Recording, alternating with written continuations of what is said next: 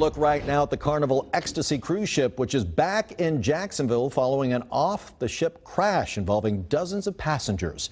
We showed you live on Action News Jax this morning when that ship pulled into port. Good afternoon, everyone. I'm Phil Amato. I'm Letitia Barriola in for Don Lopez. Only about half of the people hurt in that crash are back in Jacksonville this morning.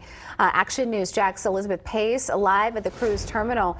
Elizabeth, some of the victims have not yet returned to Jacksonville. Some of them are still being hospitalized, some in Fort Lauderdale, the other ones they say are in Nassau. The cruise ship just pulled in earlier this morning. We see it behind us right now. And now we're starting to talk to some of the passengers as they're getting off, who says this crash really set a tone for the rest of their time on this ship. A Carnival cruise trip ended in the hospital for 4 passengers. They were on this cruise line bus with 28 other passengers heading to an excursion in the Bahamas. It crashed and rolled off the side of the road. The cruise line says everyone survived, but some were seriously hurt. We were shocked. All of the rooms got a letter and told us about it. Rhonda Dotson was on the other side of the island with her family at the time.